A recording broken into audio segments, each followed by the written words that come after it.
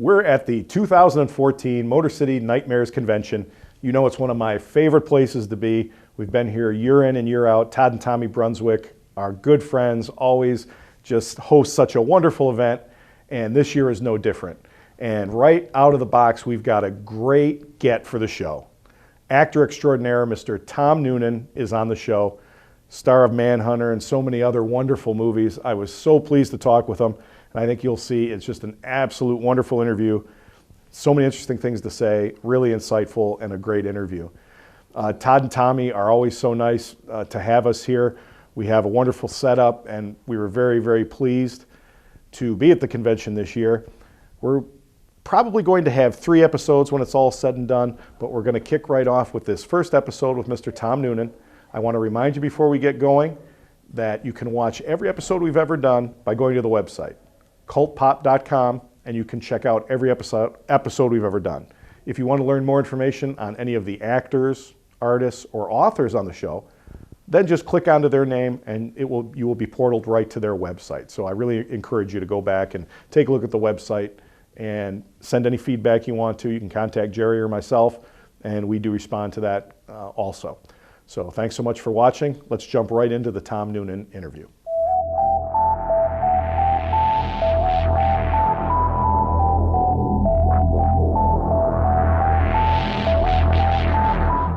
I am just so excited to have with me actor extraordinaire Tom Noonan. Absolutely an amazing man. Heat, Manhunter, RoboCop 2, so many wonderful, wonderful films.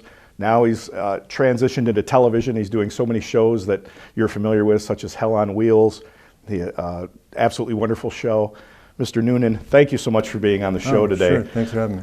Just really excited to have you, and I want to jump right in, and I'm going to bring up a few different movies, and if you can maybe reflect or give me a couple of words or ideas that come in. Of course, I'm going to ask you about Heat. Let's start right there. Tell me a little bit about any recollections or thoughts about your time working on the movie Heat. I only really had 2 days on the movie. One is the one day that you see in the film is one of the 2 days. The second day, I don't know if I've ever told the story. The other scene was me on the phone talking to De Niro, so they were going to shoot him at one point and then me at a later date and then cut them together.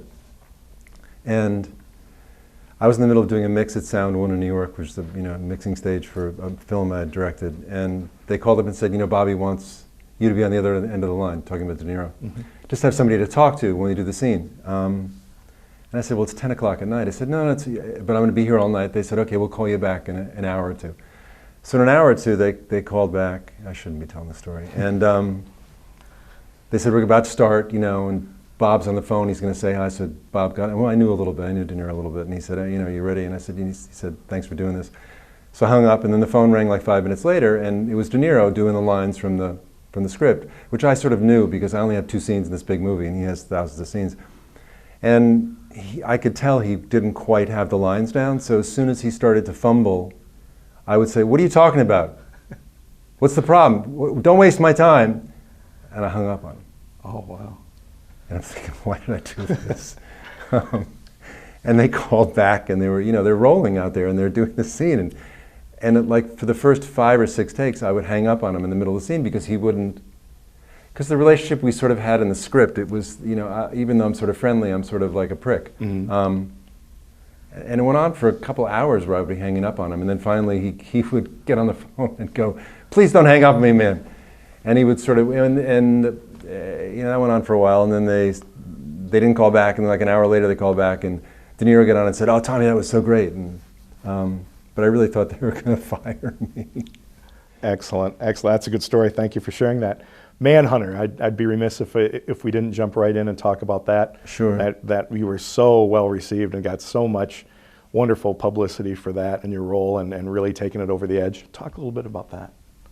A lot of these stories I've told, but they kept me waiting when I went into audition originally. They had a lot of people apparently were more interested than me, and they were seeing a lot of people from Steppenwolf Theater Company in Chicago. And they finally brought me in like an hour and a half late, and the script I remember feeling like, oh, this is really sort of creepy, and I don't know, do I really want to do this? And I was really pissed off. So I came in and I was really very curt and said, I'm going to read and then I'm going to leave. I don't want to talk to you, to Michael, which was not something you really want to do to Michael. But I read, and I could tell when I started to read that I was frightening this woman I was reading with a little bit. And Michael got I could feel him excited. He started circling the room. And I finished, and he said, I got to talk to you. And I said, no, I said, I'm reading and I'm leaving. And I left. And over the next couple of days, we did get back together. But when we did the film, he rarely directed me particularly. He would once in a while say, just remember the audition, Francis. Just keep doing the audition. Which is really helpful because something happened in the reading with him that when you act, it's sort of a communication. I mean, you're putting something out and something comes back to you. When I did the audition, he really got me, and it was a great feeling. And that relationship I had with him was sort of the basis of what I do in the movie. And I was lucky enough to have somebody who really got me, and it was just very easy to do that movie. It was not. There was no effort. No, I mean, it was a lot of hard work and learning lines and physical stuff I had to go through in long, long hours, but it was really just connecting to him. I got everything off him. Excellent. Thank you for sharing that also. I want to continue a couple of more, and then I'm going to take the interview in a little different direction, but I'd like maybe your recollections on two others, and then we'll bring it more into the current. RoboCop 2 and The Last Action Hero. And I think these are important because I'm so impressed with your career in the sense that you're an actor's actor. 80s, 90s, 2000, you go on Wikipedia, you go anywhere, you're working. You're always working. You're always in something. I really respect the hell out of that. And your work is always something that people remember.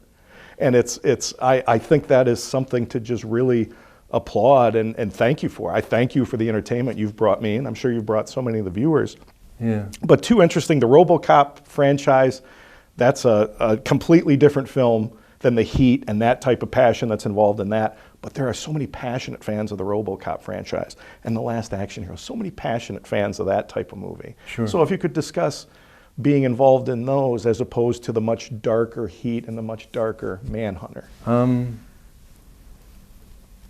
guess RoboCop 2, I really loved the original. And Irwin Kershner I auditioned for, and I really hit it off with him, and I liked him a great deal. The problem I had with the movie, not to start with the problems, but I didn't feel like they really trusted Kershner. They sort of, I felt really connected, and I sort of understood what we were trying to do, and I didn't feel like the studio was really behind him. He was not young at the time, and they really stressed him out, and I think it hurt the movie. And I thought there were script problems all throughout. It wasn't really well written. The story was sort of great, but the scenes just did not have a sort of dramatic integrity that you learn by writing a lot. And I'd written a lot, and I started, adding things and with Irwin. But a lot of that didn't make it into the movie, and it was disappointing. So I didn't feel like it had the real sharp humor and the sort of dark humor that the original had. But still was fun. I mean, a couple of the scenes though that I shot, they reshot them because they said I was being too charming and too funny, and that it really wouldn't work against, acting with a robot. And so they actually reshot them. I started acting late in life. I didn't act till I was 27 or 8, and I never acted as a kid or never did school plays. And I've always sort of never really thought of myself as an actor. But there are some things that I'm sort of okay at, and one of them is sort of convincing myself that something's happening that isn't, like doing Nuke. And I used to get completely, utterly wrecked when I would do the scenes and have to use the ampules in my neck. Wow. Like I would get really... every take we did, I got worse. I would get more and more sort of like loud and crazy and falling down, and some of that behavior that was in some of those takes that the studio was not thrilled with, that I was having so much fun, and so it was an okay experience, and it was great working with Kershner, and in the end, some of the stuff, I mean, I don't know if I've ever seen it. Okay. But That's interesting. I've seen scenes that I've done just because I wanted to see what I'd done, and I liked a lot of that. It didn't have the feel that the original one had. While you say that, may I ask you? This is just I'm interested in this. Do you have a problem seeing yourself on? I've talked with a lot of actors, and some of them really don't enjoy seeing themselves on screen, and which I find very odd considering the profession. But because you mentioned not seeing RoboCop, was that just in that particular situation? I think it was a painful, sort of disappointing experience to some degree, and it's hard to watch something because all the stuff that happened when you shot it sort of comes back. As far as watching myself, I mean, I direct movies. I don't know if I have sort of another career doing that, and I'm in them all, and I edit myself, and so I don't have a problem. I sort of like watching myself. And when it's good, and when it's bad, it's really, really hard to watch. Excellent. Last recollection, and then I want to jump to some of the stuff you're doing with Blacklist and TV and popping up in television, which I think is really cool. Last Action Hero. Tell me about any thoughts about that. Not first of all, but I was about to shoot this movie called What Happened Was, which I'd written, and it's the film that won Sundance that I did, that won Best Film. And so I had no idea how I was going to finance that film, and I set up a shooting schedule. Somehow I was going to figure out how to get the money, and then I got the job. So Last Action Hero paid for that movie and half of another movie that I'd written and directed. But I really enjoyed Last Action Hero. I really enjoyed Arnold, and I thought there were a lot of great actors, and it was sort of fun being in this huge, like, spectacular thing, even though it was the amount of money they spent. Sometimes I think is a little crazy, but I really liked John McTiernan. I thought he was a lovely, incredibly hardworking, sort of self-effacing craftsman. He was a wonderful director. He was, after Michael Mann, he was probably the best director at that point that I'd worked with, and he really knew what he wanted, and he was really easy to talk to, and apparently he had gone to Juilliard, I think. This may be completely wrong, I don't know. I saw a documentary on him the other night, which was very moving too because of his sort of legal difficulties now, but he would try to explain to me how he wanted the part done, and I would say, well, John, just do it, I'll do it. He said, well, you don't want a reading. I said, sure, do it. You whatever you do, I'll do the exact. So a lot of the stuff I do in the movie was McTiernan, who, I don't know, you may have ever met him, but he's really very sort of shy and modest and quiet. And he would get up and like yell and scream and jump around, and I would just imitate him. Not all the time, but a lot of it was. And I found it very dear and fun to work with, and the whole experience of making that movie was really nice. Excellent. I'd like to bring it current, and then I'd like to talk about your directing a little bit also. Sure. Still have some time. Hell on Wheels. I really enjoy that program. I'm a big fan of that program, and I think it's so cool that you have a reoccurring role. And once again, talking about how you continue to act. You're also directing. A lot of things take up your time. Tell me about the difference between acting in a series like this, yeah, and the time commitment and the personal commitment where the character reoccurs and reoccurs again. I'm interested as an actor who also directs as you do, how you bring something different to that. What's different about it? Well, I'd been a regular sort of on Damages, but I wasn't really officially a regular, so I didn't sort of have the investment that I would have in something like Hell on Wheels, which is the only time I've ever really signed on for a long term. And I sort of approach it the same way I would anything, but what you do, at least for me, I started to develop was, sorry I've been hitting the mic, you start to really have an arc to your character just unconsciously. And when they bring a new director in each week who hasn't maybe seen the previous episode, either because it's not cut or he hasn't had the time, that's hard for me. I shouldn't say these things. I don't feel like I'm that directable. I feel like I sort of do what I do, and I'm pretty interesting, and I'm smart, and I know how to, and I adjust things if somebody wants me to, and I don't, I'm not like a crazy person, but I sort of do what I do. And when they bring in people each week and start saying, well, no, I think you should, it just doesn't register with me, and I sort of, because there's a certain investment you have with a character developing over a long form like that you become really close to, and it just starts to feel like somebody from outside your family is telling you how to talk to your mother. And all I feel is like, get the fuck out of my face. Interesting. Thank you. Interesting. And I sort of, I don't think they thought of me as being difficult or undirectable, but I sort of did what I did. Tom, could I stay with that thought? And I'm curious then how you as a director, bringing all the vast experience you bring, how then do you feel you deal with actors? Do you keep that in mind, how you feel that, how you perceive the situation when a director works with you? How do you then bring your director's abilities, how do you interact with other actors?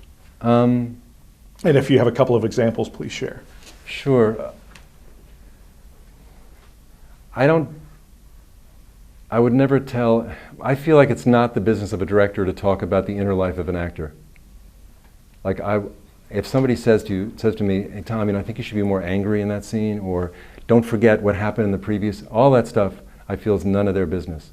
So when I'm directing somebody in a part, I say to them, I want you to know the words perfectly, and I want you to do the blocking perfectly, the way we've worked it out in rehearsal. Beyond that, you can do pretty much anything you want. You can laugh through the scene, cry through, I don't care, as long as it's personal, as long as I feel like I'm seeing you. So I never tell people anything about the quality of the person. I never talk about story, I never talk about plot. All that stuff I think is BS. I think if the actor is really present and compelling, the story takes care of itself if it's well written. Interesting. So I really support actors and love actors, and the medium or the drama takes place within the actor.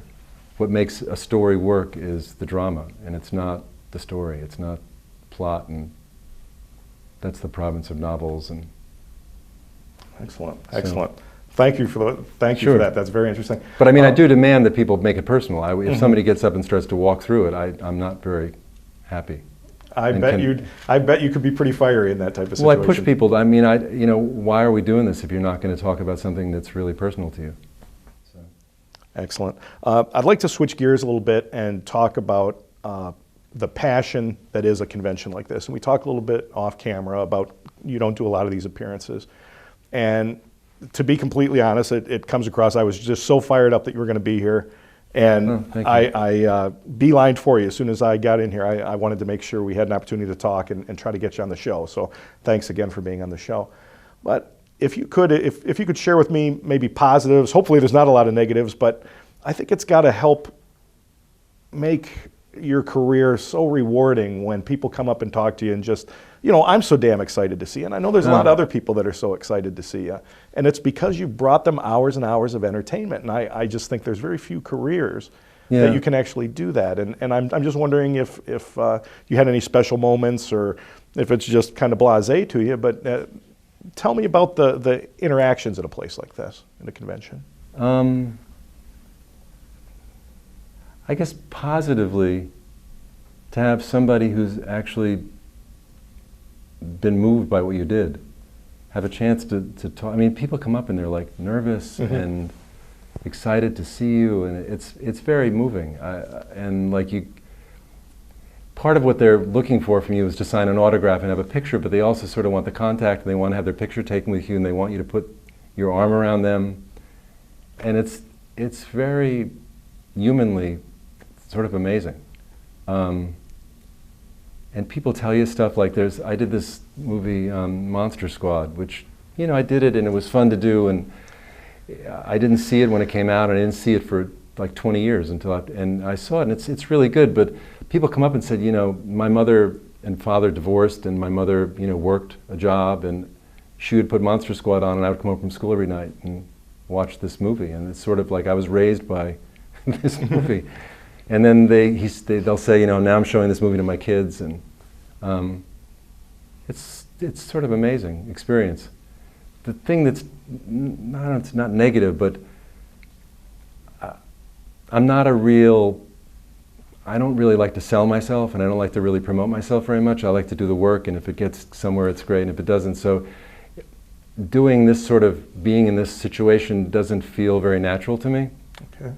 Like people come over to the table constantly and say, you look so bored, you look so uncomfortable, you look really unhappy. Well, to sit there and wait for somebody to come over and say, I liked you in a movie, is not easy. It's not, it's not easy to sit there and have somebody come by and look at everything you've done and go, and then walk away while you're sitting there. It's like, it's hard not to take that personally, and I don't all the time, but it's an odd relationship to have with the world. You know, I've already made the movie, I did what I did, and I did everything I could, and now I gotta have you like it again, or have you like me, and it's odd, that experience. That's quite a unique take. I'm glad you told me that. That's very interesting.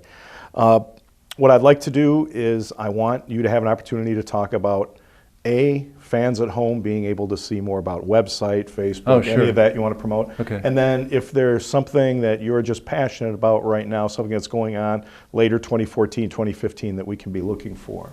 Well, first of all, it's tomnoonan.com is my website, or tomnoonan.net, or tomnoonan.org. You got them all. They all have different ones, and some of them have clips of me from different, which I use sort of for casting purposes. But there's a lot of news of things I'm doing on there.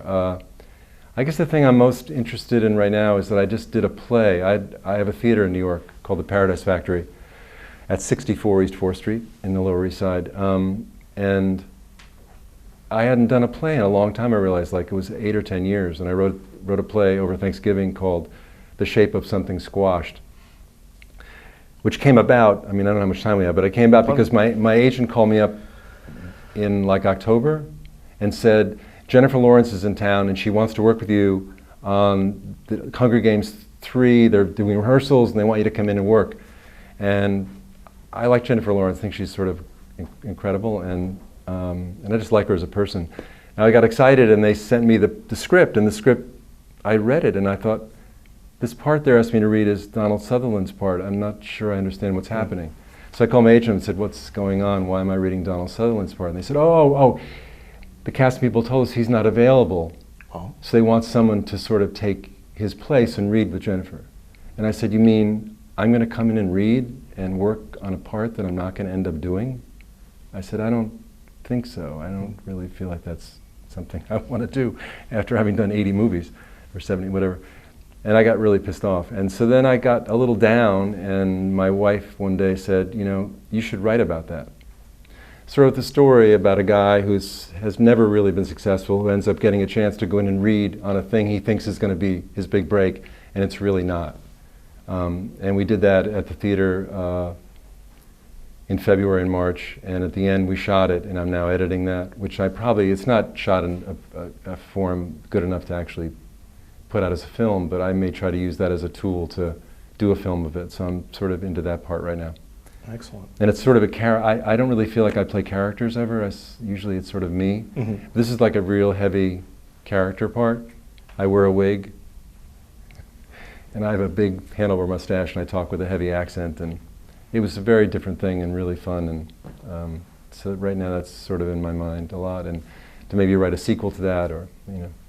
Excellent. Well, I'll make sure on our website that we link up so people can learn more about that when they visit New York. They can come see it. Get yeah, it's paradisefactory.org is the site for the theater, and tomnoonan.com has the same information basically.